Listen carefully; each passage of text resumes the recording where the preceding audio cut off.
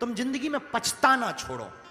कुछ तुम्हें मिला नहीं तो पछताओ मत, कोई तुमसे दूर हो गया पछताओ मत।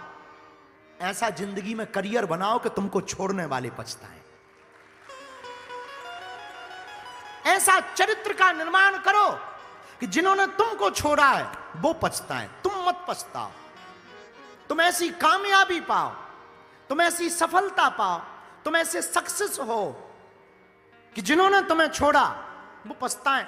हमारी जिंदगी के बहुत से पहलू हैं, निजी जिंदगी के बहुत से पहलू हैं। इसलिए गोविंद की कृपा को पाने के लिए, ठाकुर जी की कृपा को पाने के लिए एक सर्वोत्तम उपाय है भक्ति करना, आस्तिकता है। भगवान को मानना आस्तिकता है, लेकिन भगवान से नाता जोड़कर उसको निभाना ये वास्तविकता है। भगवान से नाता जोड़, हनुमान जी से नाता जोड़ लो, भाई का नाता जोड़ लो। हम तो कहते मित्र का भी नाता, हनुमान जी जैसा सरल देवता का हम नहीं कहते। कभी आप हनुमान चालीसा पढ़ते हो तो उसमें पढ़ते होंगे आप, और देवता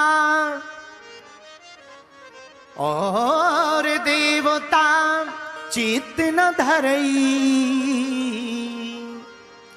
हनुमत से, और देवता ध्यान भी नहीं देते, हनुमान जी तो सब सुख दे देते। ऐसे हनुमान जी के चरणों को पकड़ो, भगवान से एक प्रार्थना करो।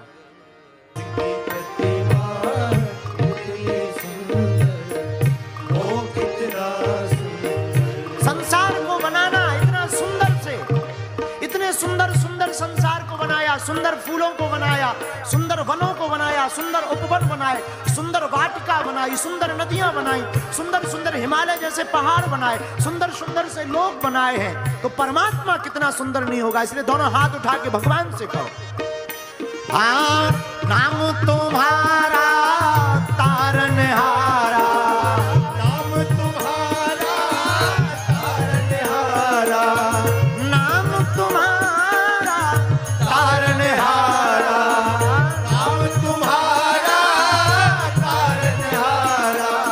कब तेरा दर्शन होगा जिसकी प्रतिमा इतनी सुंदर, वो कितना सुंदर होगा।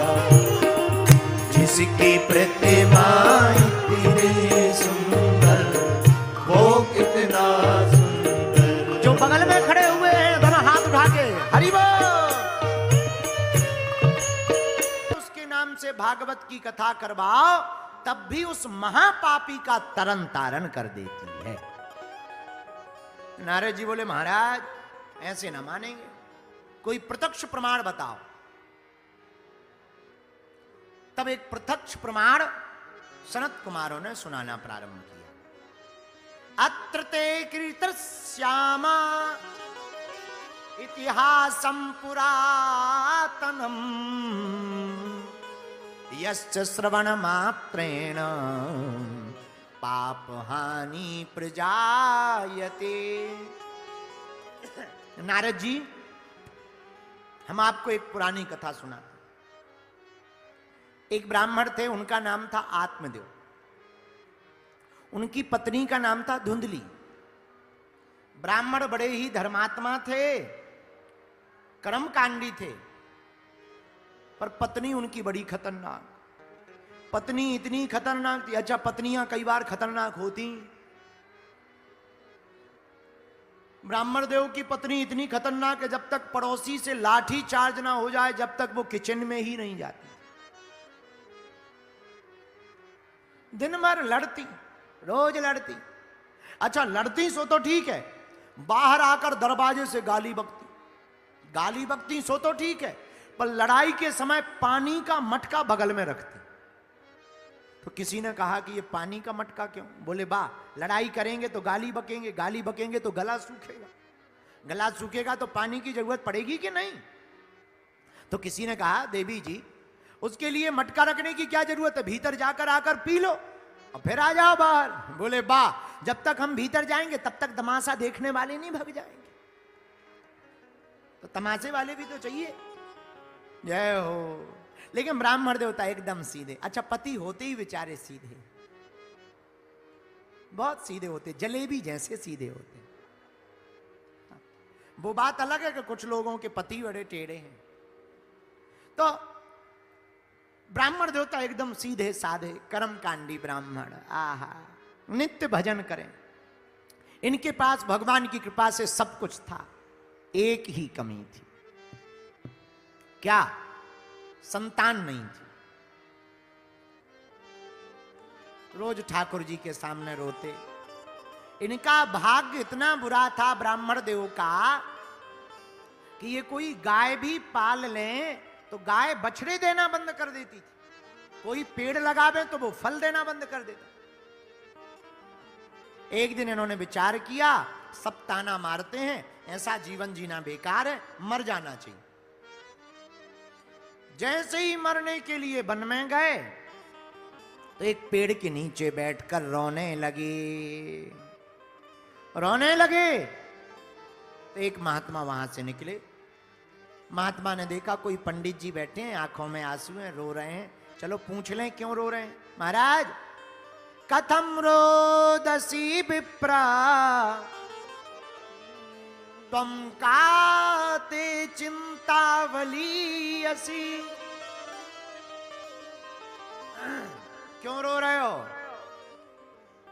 क्या चिंता है? और ये आंखों में आंसू क्यों? महाराज क्या बताएं, भगवान की कृपा से सब कुछ है।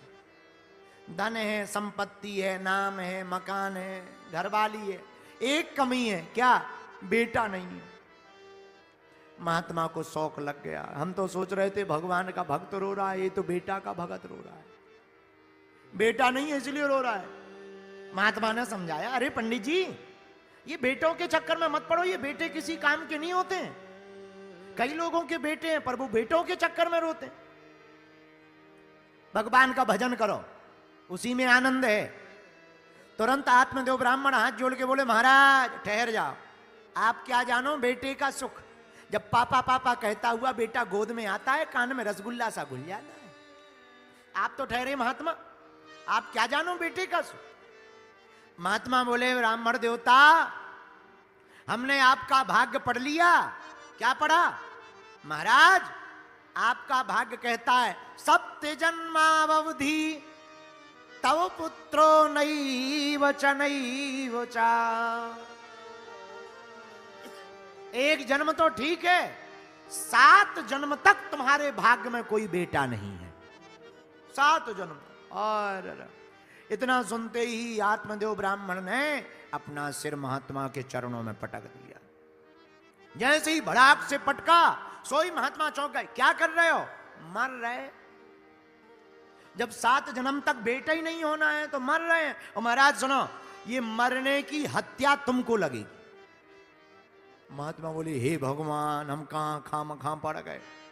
अच्छे खासे चले जा रहे थे, कहां से आफत मोल ले ली। भाई हमें क्यों ब्रह्म हत्या लगेगी, हम क्यों हत्या भोगेंगे। बोले, वाह, पहले तो हमारा एक ही गुना दुख था कि बेटा नहीं है, अब तो तुमने 7 गुना कर दिया है कि 7 जन्म तक नहीं होना है। इससे अच्छा मर रहे हो तुम, हत्या भोगो।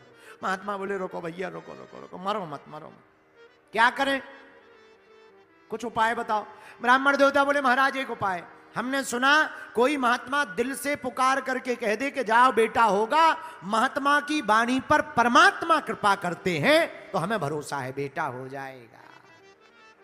अच्छा चलो, ऐसी बात है, ये फल लो, अपनी पत्नी को खिला देना, भगवान ने चाहा तुम्हारे घर पर भी बेटा होगा। बोलो सीताराम।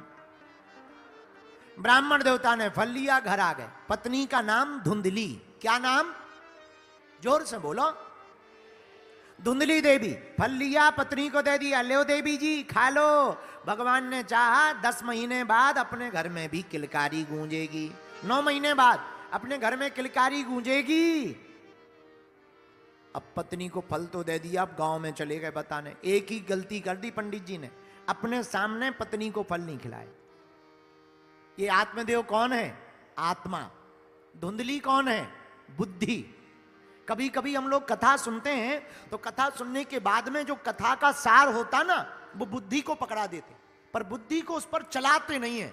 तो कई बार बुद्धि क्या करती है कि कोई भी बात सार की दे दो, जैसे उससे कहो बुद्धि से झूठ नहीं बोलना, झूठ पाप है, पहले तो कहेगी बात सही है, लेकिन जैसे ही तुम थोड़ा दाएं बाएं हुए तुरंत कहेगी क्यों ना झूठ बोले, पंडित जी की बातें ठीक है, कथा की बातें ठीक है, हम झूठ नहीं बोलेंगे, धंधा नहीं चलेगा। तो यही धुंधली का हाल है। आहा, धुंधली देवी ने जैसे ही फल लिया सोई बैठ गई। पड़ोसन आई, का बात है बहन, आज बड़ी चिंता में बैठी है।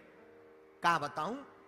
अरे बहन तू ठीक आ गई, पड़ोसन तू ठीक आ गई, हमारे पतिदेव ये फल लाए हैं, कह रहे कि खा लो बेटा होगा। तू बता कहीं फल खाने से बेटा होता है? पड़ोसन ने कहा इसमें दिक्कत क्या है, महात्मा का आशीर्वाद है, खा लो, शायद भगवान सुन ले, अच्छी बात तो है, तेरा वंश चल जाएगा। धुंधली बोली हमें और तो कोई दिक्कत नहीं, एक दिक्कत है। क्या? शायद मैं गर्भवती हो गई तो ये मैंने सुना है जो स्त्री गर्भवती हो जाती है वो तेज दौड़ नहीं पाती। पड़ोसन ने कहा ये बता तुझे आर्मी में भर्ती करना है क्या, जो दौड़ लगानी है? अरे गर्भवती हो जाएगी, लाला हो जाएगा, भगवान की कृपा हो जाएगी, क्या दिक्कत है? अरे बोले वो दिक्कत ना है, दिक्कत ये है अगर मैं गर्भवती हो गई तो दौड़ नहीं पाऊंगी और शायद घर में आग लगी, सब तो भग जाएंगे, मैं मर जाऊंगी। पड़ोसन ने कहा अरे बाबरी, गारंटी थोड़ी है कि आग लगेगी, जरूरी थोड़ी है। तो तुरंत धुंधली बोली तू गारंटी लेके आग नहीं लगेगी। पड़ोसन ने सोचा कहीं अगर मैंने गारंटी ले ली कहीं एसी ने आग धर दी, गारंटी जीतने के चक्कर में मैं मर जाऊं। भाई गारंटी तो नहीं ले सकते। चलो एक बात बता बहन, पड़ोसन तू ठीक आई, हमने सुना है जो स्त्री गर्भवती होती है उसका जब प्रसव पीड़ा होती है तो लौटकर दूसरा जन्म होता है। हाँ वो बात तो ठीक है।